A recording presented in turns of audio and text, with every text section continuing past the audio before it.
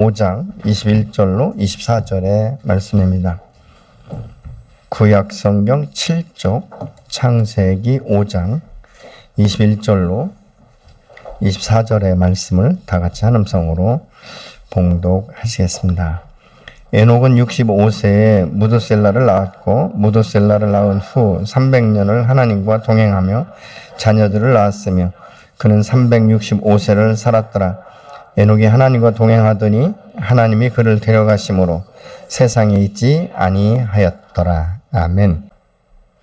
이철환 씨의 이 연탄길이라는 책에 보면 아름다운 동반자라는 이 제목의 글이 있습니다. 그것은 이제 이 결혼 예시작장에서 일어난 일인데, 다리가 불편한 신부가 이 아버지의 손을 맞잡고 이제 입장하다가 신랑 거의 앞에 와서 갑자기 이렇게 주저앉게 됩니다. 그러자 이제 이 자매가 너무 이제 황당하고 당황하니까 눈물을 흘리는 그 모습을 보면서 신랑이 이제 빠르게 가서 이 자매를 부축해서 이제 입장을 끝내고 나서 이 연약한 그 부분을 이제 받쳐주기 위해서 신부 드레스 밑에 자기 발을 넣고 이제 팔을 꼭 붙들고 있는데 그게 얼마나 힘들겠습니까? 그런데도 그 얼굴에는 아주 환한 미소로 끝까지 이 감당하는 이 모습을 보면서 이 하객들이 말하기를 내가 지금까지 예식장에 다녀봤지만 이렇게 아름다운 예식은 처음 봤다. 그러면서 참 오랫동안 기억에 남을 것 같다. 이런 이제 이야기를 했다고 해요. 근데 왜 그랬을까? 이것을 보면 결혼이라는 것은 우리의 육체적인 결합만이 아니라 이 마음이 하나 되는 것, 이 따뜻한 마음, 그래서 같은 마음을 가지고 새롭게 이루어가는 한 가정. 그래서 결국은 이 결혼이라는 것은 부부가 하나가 되는 한 몸을 이루는, 그래서 함께 평생 이 동역하고 동행하는 하나의 출발점인 것을 우리가 알게 되는 것이죠. 사실 우리가 하나님과 함께 동행한다. 이 말은 굉장히 쉬운 것 같으면서도 가장 힘든 것 아니겠습니까? 우리가 에녹하면 가장 그 기억에 남는 것이 무엇입니까? 죽음을 보지 않고 하나님과 동행했다. 이렇게 말하고 있죠. 사실 이 동행을 위해서는 누가 더 많은 사랑과 신경과 수고를 했을까? 그것은 인간의 입장이 아니라 하나님의 입장이 아니겠습니까? 그래서 우리가 하나님과 함께 동행하기 위해서는 먼저 하나됨이 매우 중요한 것이죠. 나와 하나님이 하나 되는 것이고 하나님의 마음을 알고 또 내 마음을 알고 하나님의 뜻을 알고 내 뜻을 알면서 하나님께서 한 걸음 한 걸음 인도하실 때 순종해야 되는데 하나님은 죄로 인해서 당신과 분리되었던 우리를 하나 되기 위해서 우리를 사랑하시기 때문에 당신의 하나밖에 없는 독생자 예수 그리스도를 보내주시지 않습니까? 근데 그 죽음의 목적이 무엇입니까? 나와 하나가 되기를 원하는 마음인 것이죠. 그래서 죄성을 가진 인간은 하나님과 하나가 될 수가 없는 것이죠. 인간이 아무리 노력을 해도 하나님의 거룩하고 완전한 이 성품에 우리가 도달할 수 없기 때문에 하나님께서는 우리를 이제 이 사랑하셔서 우리의 죄를 도말하기 위해서 예수 그리스도를 보내시고 하나님의 그 아버지의 사랑을 아는 이 예수님께서 우리를 사랑하는 마음으로 이 땅 가운데 오셨기 때문에 십자가에 아낌없이 자기의 생명을 내어놓으십니다. 그러면서 내가 너희를 이만큼 사랑한다라고 말씀하고 있지 않습니까? 그런데 그 사랑의 은혜가 얼마나 감사한지 이 요한복음 17장 21절을 보면 아버지께서 내 안에 계시고 내가 아버지 안에 있는 것과 같이 그들도 하나가 되어서 우리 안에 있게 하여 주십시오. 그래서 아버지께서 나를 보내셨다는 것을 세상에 믿게 하여 주십시오. 이렇게 세번역 성경은 말씀하고 있어요. 하나님과 예수님은 근본 동체이시기 때문에 한 하나님이시지 않습니까? 성부 하나님, 성자 하나님이셨죠. 이 땅 가운데 오셔서 우리를 사랑하시고 우리를 위해서 십자가에 죽으시면서 말씀하신 것이 무엇입니까? 아버지여 내가 이들과 하나가 되고 이들이 아버지와 하나가 되어서 함께 동행하는 모습을 통해서 세상 사람들이 아버지가 우리를 얼마나 사랑하셨는지 이 땅 가운데 증거로 나타나게 해 주십시오. 이렇게 지금 말씀하고 있지 않습니까? 그러면 우리가 생각할 때 에녹은 어떻게 하나님과 동행을 했을까? 그것은 하나님과 하나 됐다는 것을 우리가 알 수 있죠. 우리가 하나님과 함께 동행하는 것은 먼저 예수님과 하나가 되는 것이죠. 우리가 정말로 이 산행을 하더라도 아니면 어떤 운동을 하더라도 같은 마음을 가지고 같은 대화를 가지고 서로 이야기할 때 주고받을 때 마음이 하나가 되어지는 것을 우리가 볼 수 있지 않습니까? 우리가 길을 갈 때도 함께 마음이 통하는 사람과 길을 가면 그 길이 별로 멀질 않아요. 근데 이 마음이 불통하는 사람과 이 길을 가다 보면 아주 짧은 거리인데도 아주 지루하게 느껴지고 힘들게 느껴지는 것들을 우리가 볼 수 있게 되는 것이죠. 성경의 이 아담의 계보를 보면 대부분이 누가 누구를 낳고 몇 년을 살고 죽었더라. 그렇죠? 근데 이 에녹 때에 와서는 에녹이 65세 무두셀라를 낳고 하나님과 함께 300년을 동행하였더니 죽음을 보지 않고 들림받았다. 이렇게 말씀하는 것을 우리가 볼 수 있게 되는 것이죠.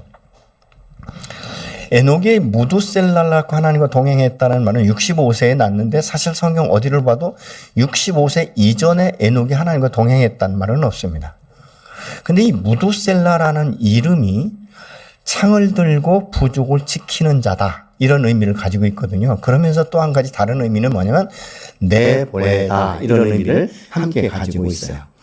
그러니까 이 무두셀라의 이름처럼 이 에녹이 하나님을 만난 것이 바로 그 순간이 아닌가 이런 생각들을 하게 되는 것이죠.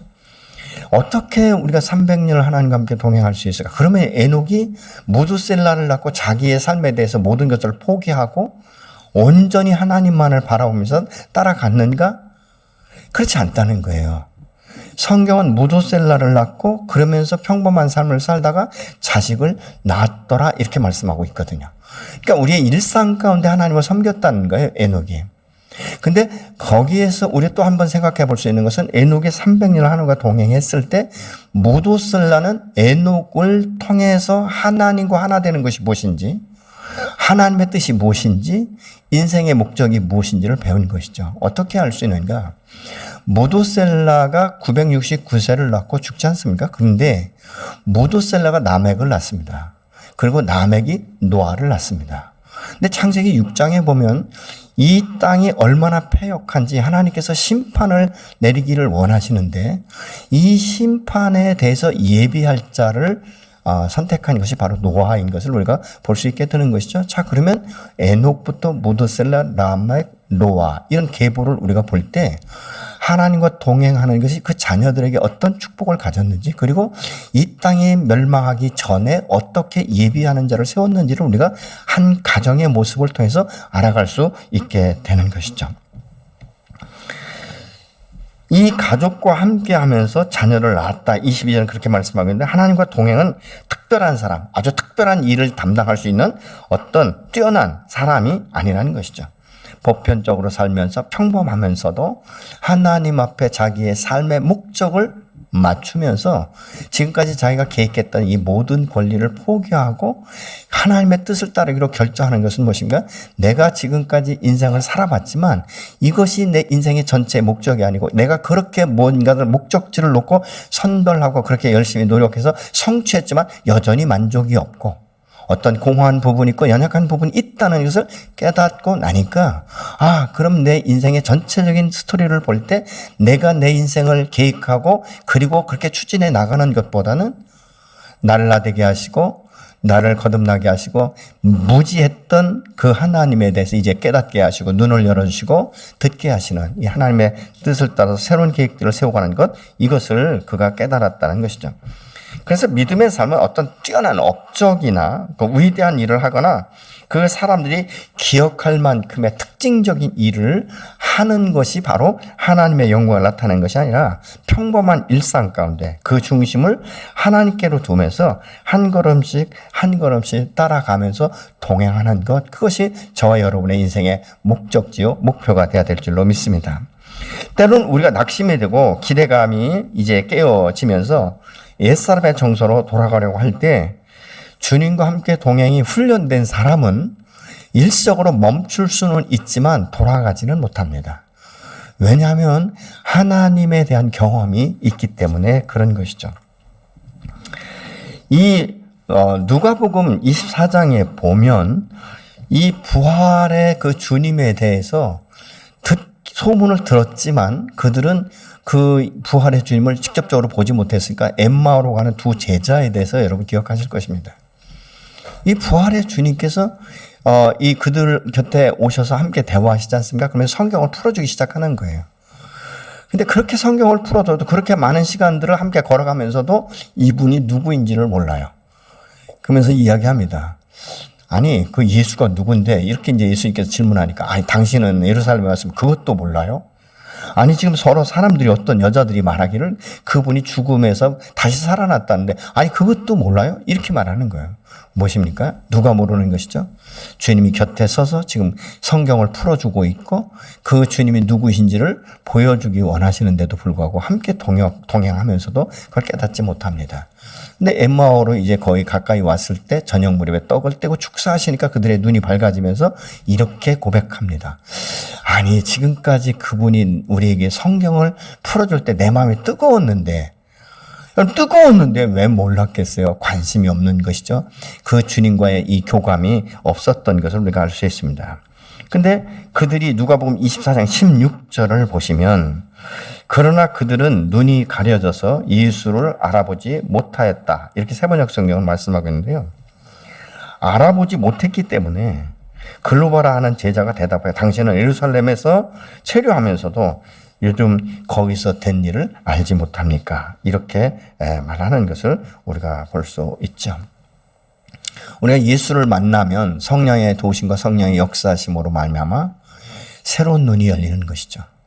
과거에는 성경을 읽어도 이게 무슨 뜻인지 모릅니다. 그러나 예수를 만나고 성경을 읽으면 성령께서 이것을 깨달을 수 있는 지혜를 주시기 때문에 성경이 조금씩 풀어지면서 이해가 되기 시작하죠.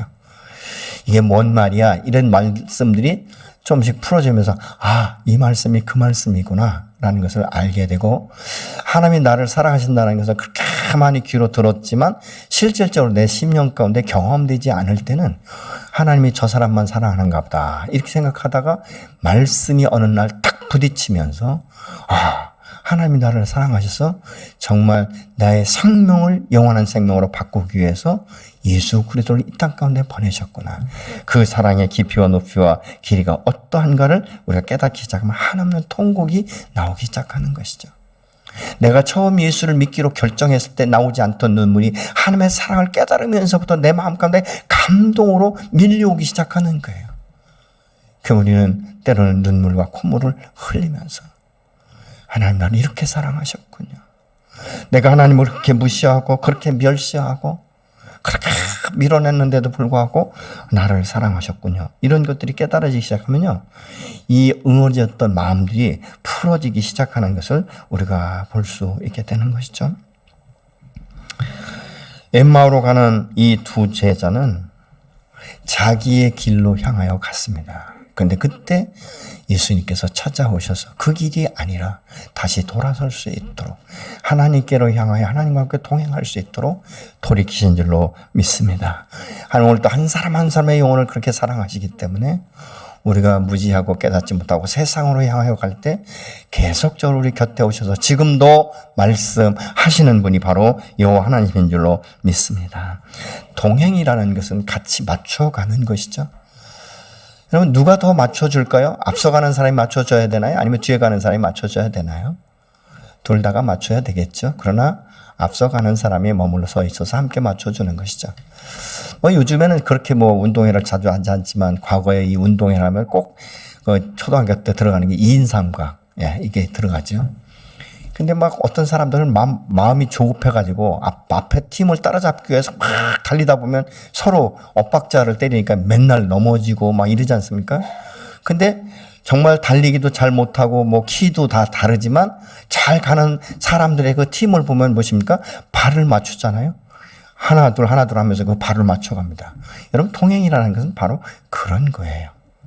하나님은 오늘 또 우리가 함께 동행하기 위해서 머물러서 계시고 내 속도에 맞춰 내 믿음의 분량에 맞춰서 한 걸음 한 걸음 저 여러분을 인도해 가시는 줄로 믿습니다. 여러분 가정의 행복이 무엇일까요? 돈이 많고 권력이 있고 건강하고 그런 걸까요? 능력이 많은 걸까요? 아니죠. 서로가 서로의 마음을 이해하고 서로를 존중해주고 격려해주고 용납해주고 배려해주는 이것이 바로 행복 아니겠습니까? 그리고 여호와 하나님께서 오늘 또 나의 일용할 양식을 주시고 필요한 만큼 공급하시는 것에 대해서 감사할 때 그것이 가장 아름다운 것 아니겠습니까? 그러나 우리가 함께 어떤 길을 걸을 때도 남편은 두 손을 벌짝 앞에 가다가 허전한 것 같으면 뒤돌아보고 빨리 와 이러고 또 따라갈 만하면 또 건너뛰고 말이죠. 그럴 때 어떤 생각이 들겠습니까? 아, 이 사람은 정말 나를 배려하지 않는구나. 자기밖에 모르는구나. 이런 생각 들지 않겠습니까? 앞서가는 사람이 그냥 돌아보면서 같이 보조를 맞춰주고 같은 대화를 하고 여러분 그것이 바로 걷는 행복이라고 우리가 볼 수 있지 않습니까? 우리가 대화를 해도 소통이 될 때 그 사람과 만나는 것이 재미가 있는 거예요. 근데 대화 방법도 생각도 다 다르기 때문에 이러면 소통이 안 된다 이렇게 말하고 있지 않습니까? 여러분 소통이라는 것은 무엇인가 일방적인 게 아니잖아요. 서로 함께 통하는 것, 한 사람이 이야기할 때 들어주고 배려하고 용납하고 때로는 함께 그 부분에 대해서 인정해 주는 것이죠. 아 그렇구나. 얼마나 아팠을까. 야, 나 같으면 정말 그때 그 고난을 나는 견디지 못했는데 당신은 참 잘 견뎠구나. 뭐 이렇게 이야기해 줄 수 있고 부부라면 참 그때 당신이 내 인생 가운데 가장 그 힘든 때였고 그 골짜기였는데 당신이 잘 참아주어서 참 고맙소. 그래서 우리가 여기까지 왔지 않소. 이러면서 그의 그 수고와 이 헌신과 이런 것들을 인정해 줄 때 마음이 풀어지는 거예요. 아, 이 사람이 그렇게 나를 사랑했구나. 그렇게 나를 믿어줬구나. 라는 것들을 깨닫기 시작하는 것을 우리가 볼 수 있게 되는 것이죠. 하나님이 나와 함께 동행하실 때 누가 더 많은 권리를 포기했을까요? 누가 더 많은 인내를 했을까요? 누가 더 많이 기다려줬을까요? 여러분 그것은 하나님이시지 않겠습니까? 내가 죄인 되었을 때 하나님 알지 못할 때 영원한 이 사망의 길로 걸어갈 때 하나님 말씀하셔도 들은 찍도 하지 않을 때 당신의 독생자 예수를 이 땅 가운데 보내시면서 사랑하신다라고 말하고 있지 않습니까? 사랑은 무엇입니까? 자기 권리를 포기하는 거예요. 왜 포기해야 되죠? 때로는 자존심이 상합니다. 왜 그 자존심까지 상하면서까지 기다려줘야 됩니까? 사랑 때문에 그런 거예요. 여러분 하나님의 사랑이 없었으면 우리는 모르겠습니다. 여러분은 어떠지만 저 같은 경우는 벌써 떨어져 나갔을 거예요. 우리 인간이 어떤 때는요 굉장히 폭넓은 것 같지만 얼마나 속이 좁은지 모릅니다. 얼마나 자기 이기적이고 아주 폐쇄적인지 몰라요. 항상 하는 이야기들이 뭔지 아십니까? 당신은 나를 이해할 수 없어. 당신은 내 속을 몰라. 당신도 내 입장이 돼봐. 이렇게 말을 합니다. 네, 여러분 다 그런 입장이 돼도요. 그 문제를 해결하고 나오는 사람이 있는가 하면 그 문제에 완전히 깊이 빠져서 묶임 가운데서 당신이 나를 이해해, 당신이 이러면서 굉장히 다른 사람에게 화살을 돌리는 경우가 굉장히 많습니다. 이것이 어디까지 가는지 아십니까? 하나님에게까지도 가는 거예요. 하나님 어떻게 그러실 수가 있어요? 내가 그럴 때 어떻게 당신이 나를 돌보지 않으실 수가 있어요? 내가 그 사망의 음침한 골짜기 들어갈 때 어떻게 나를 꺼내주지 않으셨어요? 얼마나 매설차게 하나님에 대해서 원망하고 사람에 대해서 탓하는지 모릅니다. 그러나 또 반대로 생각해보요. 내가 그 사람에 대해서 얼만큼 이해했는가? 우리가 생각해 볼 수 있지 않습니까? 여러분 하나님이 나를 예민하실 것 같으면 왜 예수를 보내셨겠습니까? 하나님이 나를 중간에 버리실 것 같으면 왜 나를 구원하셨겠습니까? 하나님 나를 구원하신 것은 영원토록 나와 함께 동행하시기 위함이 아니겠습니까? 내가 오늘 하나님과 함께 동행하는 것이 정말 기쁨인가? 생각해 볼 수 있지 않겠습니까? 왜 하나님이 나에게 안 맞춰준다고 생각하는가? 그것은 내가 아직도 살아있기 때문에 그런 것이죠. 갈라디아서 2장 20절에 보면 예수와 함께 십자가에서 자기 생각과 고집대로 살던 옛사람이 죽어야 된다라고 말합니다. 그러면서 내가 예수와 함께 십자가에 죽고 그리고 내가 산 것은 이제는 나를 사랑하사 나를 위하여 자기 몸을 버리신 예수 그리스도 그분의 생명이 내 안에서 성령으로 오셔서 지금도 함께 동행하고 계시다는 이 고백이 저와 여러분에게는 있었습니다. 이 고백이 있을 때 비로소 고린도 5장 17절은 뭐라고 말합니까? 새로운 생명, 새로운 피조물이다. 이렇게 말씀하고 있죠. 보라, 새 것이 되었다라고 분명히 말씀하고 있습니다. 나의 옛사람이 죽지 않고는 도저히 내 마음 가운데 새로운 정서, 새로운 가치관, 새로운 세계관을 정립해 나갈 수가 없는 것입니다. 이것이 되지 않으면 내 고집대로, 내 방법대로, 내 계획대로 계속적으로 추진해 나갈 수밖에 없는 것이죠. 동행은 절대 일방적이질 않습니다. 함께 가는 것입니다. 히브리서 11장 5절을 보시겠습니다. 믿음으로 에녹은 죽음을 보지 않고 옮겨졌으니 하나님이 그를 옮기심으로 다시 보이지 아니하였느니라. 그는 옮겨지기 전에 하나님을 기쁘시게 하는 증거를 받았느니라. 이렇게 말씀하고 있습니다. 아까도 말씀드렸지만 에녹은 특별하게 특징적인 일이 없어요. 무슨 에스겔처럼 마른 뼈들에게 명령해서 그것들이 일어나서 군대가 되도록 한 일도 없습니다. 에녹은 그냥 평범한 사람이었어요. 근데 그 특징이 뭐냐면 하나님과 함께 동행하였더라라고 말씀하고 있는 것이죠.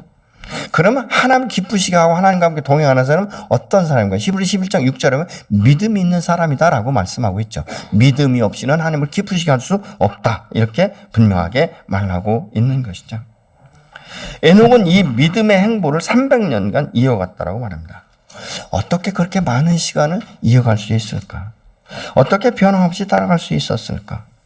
그 사람은 속도 없는 사람일까? 그럼 자기의 삶, 자기의 인생의 계획을 어떻게 하고 갈 수 있었을까? 어떨 것 같습니까, 여러분? 하나님과 함께 동행하면서 이전과 다른 것을 보고 느끼고 경험했기 때문이 아니겠습니까? 그는 무두셀라를 낳고 단산한 것이 아니에요. 계속적으로 자녀를 낳았다라고 말하고 있죠. 그 일상의 삶을 유지하면서 살았다고 지금 성경은 말하고 있습니다. 그럼에도 불구하고 많은 시간을 함께 동행한 것은 그동안 자신이 하나님을 온전히 따르지 않고 이 살던 삶보다 더 나았기 때문이 아니겠습니까? 하루하루의 삶에 대한 기대감. 여러분, 우리는 어떻게 보면 자기 인생의 그 계획표를요, 얼마나 타이트하게 짜는지 모릅니다. 아주 구체적으로 계산을 하죠. 마치 학교에서 그 방학 줄 때 그 생활표를 짜지 않습니까? 몇 시부터 몇 시까지 자고, 몇 시부터는 일어나고, 몇 시부터는 운동하고, 몇 시부터는 무슨 공부하고, 휴식하고, 친구들하고 놀고, 아주 계획적으로 짭니다. 근데 실질적으로 계획을 짠 것과 삶에 대해서는 아마 거의 다 안 맞게 사셨을 거예요. 그죠? 나는 계획표대로 살았습니다 하시는 분 혹시 계십니까? 나는 한 번도 안 틀리고 계획표대로 살았습니다. 여러분, 우리는 우리의 인생의 계획을 그렇게 짜고 있어요. 적어도 내가 이 땅가운데 태어났으면 집 한 채 번듯한 거 준비해야 되고, 차 사야 되고, 좀 누리며 살고 싶고, 편하게 살고 싶고, 그러려면 내가 열심히 돈 벌어서 언제까지는 어떤 만큼의 돈을 벌고, 어떤 집을 사고, 어떻게 투자하고, 어떻게 걷어들이고, 아주 구체적으로 쓰입니다. 여러분, 근데 세상이라는 게 그렇게 녹록합니까? 나 혼자 살아도 힘들 텐데 여러 사람이 함께 사는 이 세상이 내 계획표대로 돌아갑니까? 내가 직장에 지금 다닌다고 해서 내가 계획한 대로 승진이 되고 내가 계획한 것만큼의 사례비가 나옵니까? 여러분, 누가 이렇게 경기가 침체될 줄 누가 알았습니까? 경제 침체가 될 줄 누가 알았습니까? 러시아가 그 우크라이나 침공해서 이런 장기간 전쟁이 일어날 것을 누가 상상이나 해봤겠습니까? 금리가 이렇게 갑자기 뛸 줄 생각해봤겠습니까? 그렇다면 영끌이 했겠어요? 이게 되지 않는 것이죠. 이자가 지금 계속적으로 올라가고 있으니까 이자 감당하는 것이 얼마나 힘들겠습니까? 생각할 수 없는 계획표에 전혀 들어갔지 않은 일들이 일어나는 이런 것이 바로 세상 아니겠습니까? 이 에녹은 그렇기 때문에 평범한 삶을 살았지만 그의 자손들에게는 믿음의 유업을 물려줬고 그 자손들이 또 자손들에게 이런 유업을 물려준 것을 우리가 알 수 있지 않습니까? 우리가 이상 나그네 길을 살아갈 때 가장 행복한 것이 뭐니까 하나님과 함께 동행하는 것이고 하나님의 뜻과 계획을 따라서 내가 맞춰가는 것이죠. 여러분, 우리는 부족하기 때문에 그 성령의 도우심, 하나님의 도우심이 필요한 것이죠. 여러분, 아브라함은 부르심 앞에 동행하기 위해서 갈 바를 알지 못하고 본토 친척 아비집을 떠났다라고 말하고 있습니다. 근데 이 약속의 땅까지 인도하시는 것이 너가 몇 년 걸릴 거다 이렇게 말씀하지 않았죠. 매일매일의 삶 가운데 아브라함을 인도하셨죠. 때로는 아브라함이 하나님의 말씀의 뜻을 거역하고 내려가지 말라고 하는 애굽으로 내려가기도 하고 그러면서 다시 또 돌아오기도 하고 창피하기도 하고 이스라엘 백성들이 약속의 땅에 들어갈 때까지 광야에 내가 40년 훈련받게 될 거야. 아마 지뢰 겁먹어 죽은 사람이 더 많을 거예요. 언제까지인지는 모르지만 하루하루 매일매일 일용할 양식을 주시고 불기둥으로 구름기둥으로 지키시고 보존하시기 때문에 또 하루가 시작되는 것이고 하루가 지나면 또 내일을 기대할 수 있는 이런 기대감이 있지 않습니까? 저는 예수 안에서 우리의 삶이 그래야 된다고 생각해요. 오늘 힘들게 살았지만 또 내일의 새로운 기대감을 가지고 주님 앞에 나아가는 것이고 자꾸 주님의 뜻에 맞추기 위해서 아침에 일어나서 주님 내가 오늘 어떻게 살 것인가?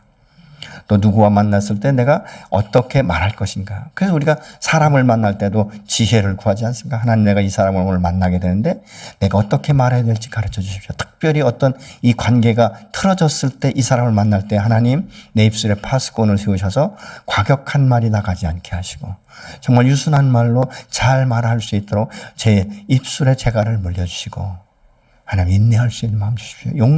용납할 수 있는 마음 주십시오. 이런 기도를 하고 만날 때 기상치 않은 일들이 일어나지 않습니까? 전혀 다른 이야기로 그냥 말 한마디에 확 풀어지는 것들을 때로는 경험할 때가 있지 않습니까?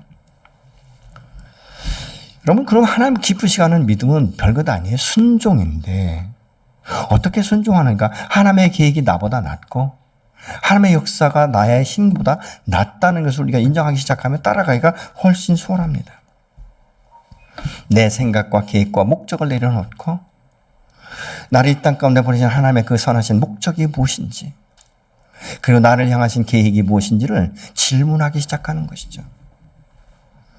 여러분, 그 질문이 이제는 우리 마음 가운데 확신이 들어올 때가 있어요. 그러면 그 확신을 가지고 주님 앞에 한 걸음 한 걸음 나아가는 것이죠. 때로는 내 마음이 높아지면 하나님 가차없이 광야 훈련을 시키십니다.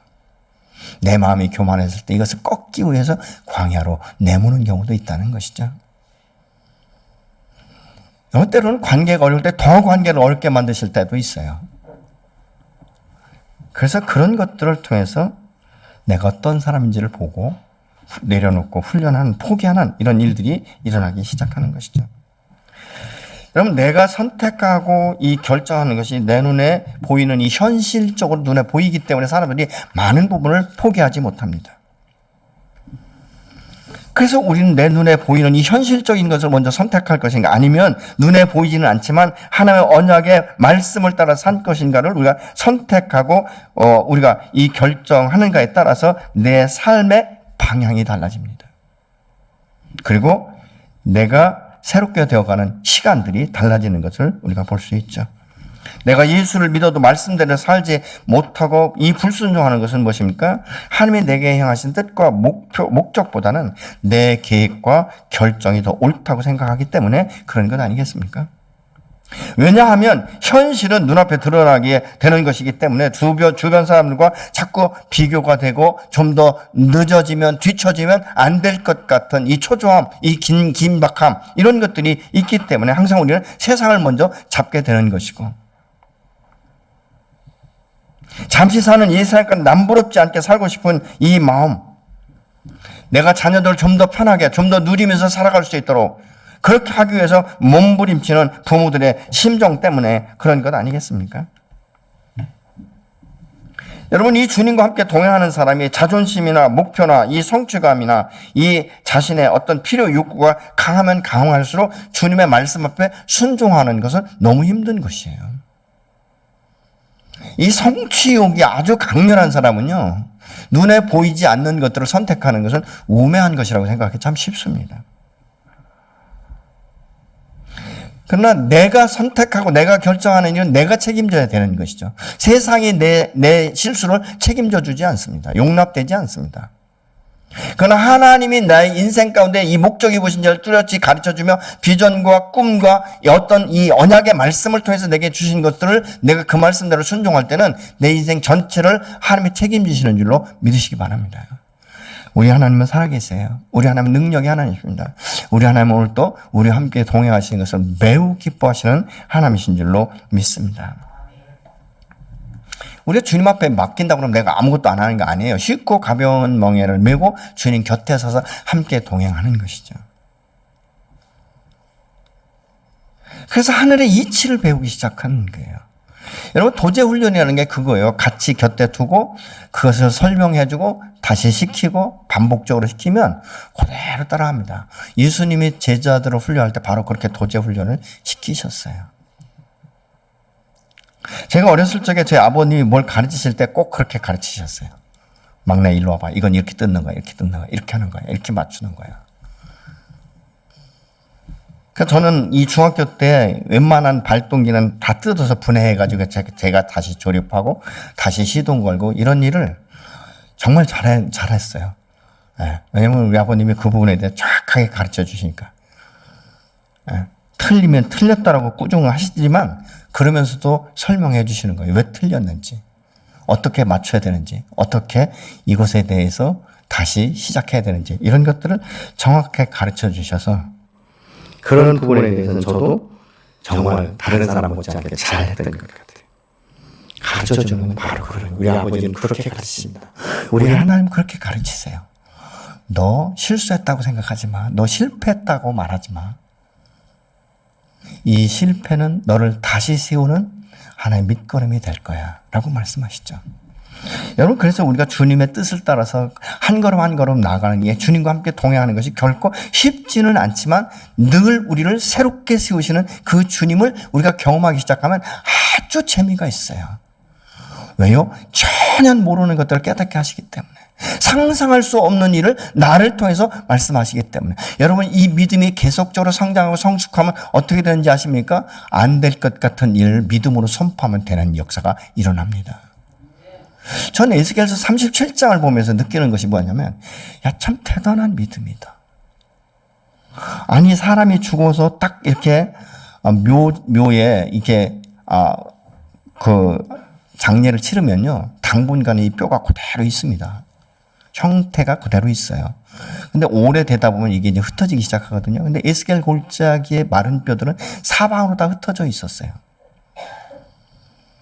팔다리가 다 따로따로 있었다는 것이죠. 그러니까 오랜 풍파 가운데 어떤 건 다 사가서 잘못 맞으면 부러질 것 같은 그런 골짜기에 가서 어떻게 잊힐 수 있을까?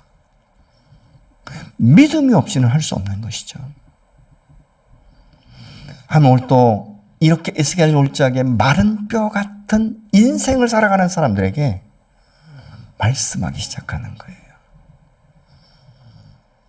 에스겔이 말할 때마다 그 뼈들이 그대로 움직이기 시작하지 않습니까? 살이 붙기 시작하고 생기가 들어가라고 명령할 때 생기가 들어가서 일어났는데 군대처럼 되었다라고 말씀하고 있지 않습니까? 하나님은 그렇게 메말랐던 나의 영혼에 오늘 또 새로운 생기를 부여하시면서 지혜를 주시고 말씀을 주시고 믿음을 더하십니다. 근데 이 일들을 행하는 자가 누구냐? 믿음으로 순종하는 자라는 것이죠. 그래서 믿음이 없이는 하나님을 기쁘시게 할 수 없다라고 성경은 분명하게 말씀하고 있지 않습니까? 그럼 하나님을 기쁘게 하는 믿음이 무엇인가? 그것은 뭐 여러 가지 생각하지만 두 가지로 생각하면 하나님의 살아계시며 전능하시는 분이라는 걸 믿는 것이죠. 하나님의 살아계시며 전능하신 그분이 오늘도 나와 함께 동행하신다는 것이죠. 여러분 이것을 믿음으로 순종할 때 그 안에서 역사가 나타나기 시작하는 것이죠. 에녹의 삶은 굉장히 평범했어요. 그래서 계속해서 자식을 낳으면서 가장의 삶과 역할을 감당했다는 것이죠. 오늘날까지 우리가 믿음으로 하나님과 동행하다가 죽음을 보지 않은 이 믿음의 선배로 지금 우리가 기억하고 있지 않습니까? 대단한 사람이 아니라는 것이죠. 아주 특별한 사람이 아니라는 것이죠. 무두셀라만 낳고 하나님을 따르기 위해서 모든 것들을 다 포기했다. 그것이 아니라는 것입니다. 오늘날 우리가 어떻게 보면 교회에서 섬기거나 봉사할 때 이렇게 말합니다. 목사님 아직은 아이들 키우고 뭐 이런 이야기 때문에 아직은 아니에요. 다 맞추고요. 이렇게 이야기하시는 분들이 계신데 아니에요. 에녹은 그렇지 않다는 거예요. 자식을 낳으면서 평범한 가장으로서의 삶을 살아가면서도 하나님과 함께 동행했다라고 지금 말하고 있지 않습니까? 여러분, 그렇기 때문에 우리가 특별한 일을 하는 게 아니에요. 여러분의 가정을 세워나가고 여러분의 믿음의 공동체를 세워나가기 시작하고 여러분의 마음이 하나님과 맞춰지기 시작하고 한 걸음 한 걸음 나가는 게 기쁨이 되며 보람이 되며 감사가 되어질 때 우리는 비로소 주님과 밀착 관계가 되기 시작하는 것이고 정말 마음과 마음이 통하는 이런 관계로 오늘 또 우리가 변화되고 성장하고 성숙되어 가야 될 줄로 믿습니다. 여러분, 하나님께서 우리를 죄악으로 물던 영원히 죽었던 우리를 살리신 목적은 분명히 있지 않습니까? 여러분, 우리가 예수 믿고 나서 여전히 세상 사람과 동일하게 근심과 걱정과 두려움과 여기에 계속 빠지고 자기 자존감이 낮아질 대로 낮아지고 열등감이 있어지고 우울해지고 망했다라고 말하고 삶을 포기하고 싶고, 여러분, 이런 모든 충동은 하나님이 주시는 게 아니에요.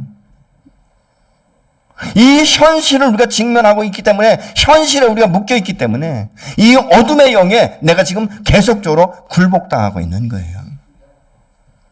여러분, 하나님이 내 편이고 나와 함께 동해 내 안에 성령이 역사하시다면 능력의 하나님, 전능하신 여호와의 이름으로 우리가 이 모든 문제를 해결할 수 있지 않습니까? 그렇기 때문에 인간이 힘으로 능으로가 아니라 기도를 통해서 이런 역사들이 일어나기 시작하고, 나는 힘없고 능없지만, 나는 아무것도 아니고 보잘것없지만 내 안에 있는 나사렛 예수의 이름으로 명하노니 너는 떠나가라고 말할 때 이런 역사들이 일어날 수 있는 거예요. 여러분, 왜 위축됩니까? 왜 당당하지 못합니까? 나는 부족하다고 생각하기 때문에, 나는 안 된다고 생각하기 때문에 여러분 선포하지 못하는 것 아니십니까? 왜 믿음으로 우리가 살지 못하는지 아십니까? 그렇게 하면 안 될 것 같은 이 마음이 우리 안에 있는 거예요. 이런 위협이 어디로부터 옵니까? 하나님께로부터 옵니까? 아니에요. 사단으로부터 오는 것입니다. 어둠의 영으로부터 오는 거예요. 여러분, 하나님이 우리를 창조하실 때 여러분을 모태 조성하기 전부터 분명한 계획이 있었는데, 분명한 목적이 있었는데, 우리를 그렇게 초라하게 만드시겠습니까? 우리를 그렇게 초라하게 하시겠습니까? 우리를 그렇게 바보처럼, 천치처럼, 멍텅이처럼 그렇게 만드셨겠습니까? 하물며 죄성을 가진 인간도 자기 자녀를 잘 키우기 위해서 모든 힘과 모든 것들을 다 쏟아버리지 않습니까? 그런데 하나님은 당신의 독생자 예수를 아낌없이 생명을 내어주시기까지 우리를 사랑하시고 우리를 붙드시고 건지셨는데 무엇인들 주시지 않겠습니까? 여러분, 하나님 앞에서 당당하십시오. 내가 하나님 앞에 당당하지 못하고 위축되고 자꾸 이렇게 우겨쌈을 당하는 것 같은 것이 어디로부터 오는지 아십니까? 내가 하나님의 말씀 앞에 불순종했다는 이 죄책감이 우리를 붙들고 있는 거예요. 이 죄책감에서 해방되는 건 내 노력이 아니에요. 의지가 아니에요. 열정이 아니에요. 회개인 것이에요. 하나님, 내가 당신을 온전히 신뢰하지 못한 걸 회개합니다. 하나님, 내가 왜 이렇게 움츠러들었는지, 왜 내가 이렇게 연약한 자처럼, 내가 왜 바보처럼, 아무것도 할 수 없고 무능력한 사람처럼 하나님 이렇게 되었는지 주님 가르쳐 주십시오. 주님 말씀해 주십시오. 내가 이렇게 된 과정을 여러분 하나님 앞에 설득하려고 하지 마세요. 우리 하나님은 설득 당하실 분도 아니세요. 나의 원점을 보자는 것이죠. 하나님, 내 마음이 왜 이렇게 위축됐습니까? 내가 왜 이렇게 열등한 사람을 생각합니까? 나는 왜 바보라고 생각하지요? 나는 왜 멍청이라고 생각하지? 나는 왜 하는 일마다 안 된다라는 사고방식에 내 마음을 사로잡습니까? 나 우울하지요? 아니에요, 여러분. 하나님과의 동행이 멈췄거나 아니면 하나님의 뜻을 내가 불순종하고 지금도 내 길로 가기 때문에 그런 건 아니겠습니까? 문제를 너무 문제로 삼고 너무 크게 생각하지 마세요. 확대 해석하지 마십시오. 그 근원만 찾으시면 얼마든지 우리는 새로워질 수 있어요. 얼마든지 이 순간도 돌아갈 수 있는 줄로 믿으시기 바랍니다. 여러분, 왜 우리가 만문의 영에 묶이죠? 왜 물질에 묶이죠? 왜 하나님 앞에 인색하죠? 두려운 거예요. 말씀대로 살면 안 될 것 같은 거. 왜? 지금 세상에 그런 세상이니까. 네, 아니에요, 여러분. 저는 어떤 때 보면 이렇게 뭐 부동산이나 이런 뭐 주식이나 증권 이런 것에 투자하시는 분들 보면요. 어떤 때 검토할 때가 있어요. 저래도 되나? 근데 왜 투자하시죠? 확신이 있어 투자하십니까? 어떠세요? 여러분, 믿음도 없는데 막 두렵고 떨리는데 투자하시면요. 제가 볼 땐 거의 다 망할 것 같아. 그렇지 않습니까? 여러분, 주식이나 이걸 투자하시는 분들이니까 공부 엄청나게 하시더라고요. 어떤 분들은 아예 거기 가서 사시더라고요. 아예 거기 가서. 아침부터 출근해가지고 장 끝날 때까지. 예. 뭐 때문에 그렇죠? 기대감 아닙니까? 기대감? 우리가 세상의 거에 대해서 그렇게 기대감을 가지고 있는데 어떻게 하나님의 사람이 하나님과 동행하며 하나님의 뜻을 이루고 하나님의 역사를 기대할 수가 없습니까? 내 시간을 투자하고 내 삶을 투자하고 하나님 내가 그럼에도 불구하고 당신의 말씀대로 살기로 결정합니다. 이렇게 투자한 사람이 왜 기대감이 없죠? 왜 두려워하죠? 내가 믿는 하나님은 죽으셨나요? 내가 믿는 하나님은 아예 존재 자체부터 없으셨나요? 우리가 세상 가운데 너무 많이 훈련됐어요. 세상 것을 너무 사랑해요. 너무 익숙했어요. 이거 놓으면 안 될 것 같아서 못 놓는 것 아닙니까? 그러나 하나님은 그때도 말씀하십니다. 내 손 잡아라. 다시 시작하자.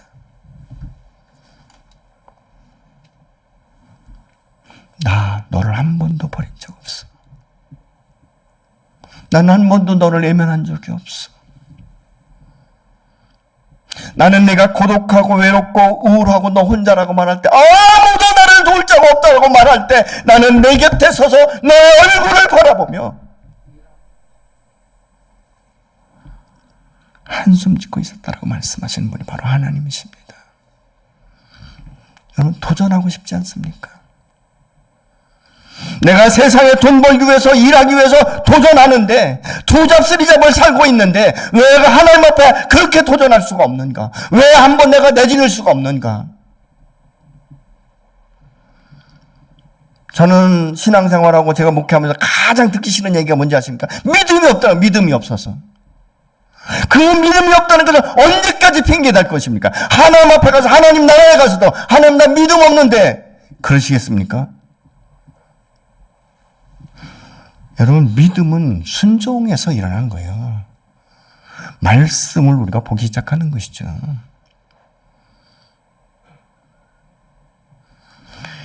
여러분 이 유튜브라는 게 참 재미있더라고요. 보니까 한번 보기 시작하니까 이 알고리즘에 가지고 얼마나 많은 비슷한 것들이 막 계속 올라오는 거예요.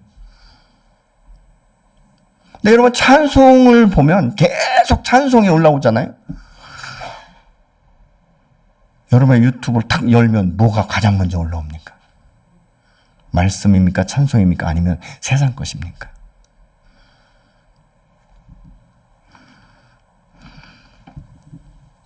이 에녹이 죽음을 보지 않고 하나님 앞에 들림 받았다는 게 큰 일이 아니에요, 여러분. 엄청난 일이 아니에요. 그냥 평범한 삶 가운데 하나님과 동행하는 것이 너무 재밌었던 거예요. 너무 좋았던 거예요.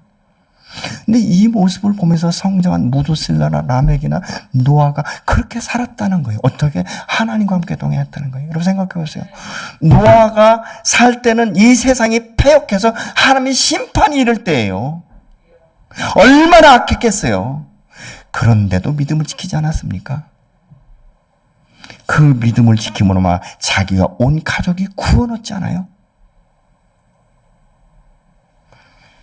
저는 이런 역사가 오늘날 저 여러분의 가정 가운데 여러분의 삶 가운데 이루어지기를 예수로 축복합니다. 여러분 물질에 도전하는 건 매우 중요합니다. 필요합니다. 그러나 그 물질을 공급하시는 하나님 앞에 내가 다시 한번 내 삶을 드리면서 동행하고 도전하고 싶지 않습니까? 내 육체가 연약합니까? 내가 병들었습니까? 예, 병들 수 있죠. 여러분 그것 때문에 위축되지 마십시오. 내가 죽어도 천국에 가는 것 아니겠습니까? 질병이 있을 땐 질병에 얽매이는 것이 아니라 질병을 통해서 역사하시는 하나님을 기대하시는 것이죠. 저희 교단에 모영국 목사라고 있습니다. 그분이 저쪽 선장 쪽인가에서 목회를 하셨어요. 근데 뇌에 암이 생기기 시작했죠. 수술할 수 없을 만큼 커졌습니다. 다 죽는다고 생각했어요. 목회를 다 내려놨습니다. 다 포기했죠. 근데 그는 자기의 생명을 내놓고 하나님 앞에 기도했어요. 이번에 그 다니엘 기도에 강사로 나왔거든요. 지금 살아계십니다. 다 죽는다고 했어요. 저 사람 얼마 안 되면 죽을 거다. 저희들도 그렇게 알고 있어요. 왜? 저희 교단의 목사니까. 지금 살아계십니다. 다니엘 기도에 강사로 나오셨어요. 기도했는데 하나님께서 지금까지 지키시고 있다는 거예요. 암기포가 있지만 이것이 역사지 못한다라고 그는 고백합니다. 여러분, 그분도 사람이에요. 왜 두렵지 않았겠습니까? 하나님 앞에 나아가니까 하나님 회복시키는 거 아니겠습니까? 여러분, 물질 때문에 어렵습니까? 그럼 물질이 이렇게 된 원인이 무엇인지를 우리가 생각해 볼 수 있지 않습니까? 내 욕심에 의해서 투자했거나 내가 어떻게 해서든지 좀 다른 사람보다 빨리 가기 위해서 잘못 투자했거나 이런 원인이 있을 것 아니에요? 그 문제 해결되면 모든 거 해결되는 거 아니겠습니까? 하나님께서 원하시는 원형으로 돌아가십시다. 그리고 세상과 붙잡고 세상과 동행하고 어떤 사람과 동행하기 이전에 하나님과 함께 동행하는 것을 우선순위로 삼는 저와 여러분이 되시기를 예수의 이름으로 권면하고 축복합니다.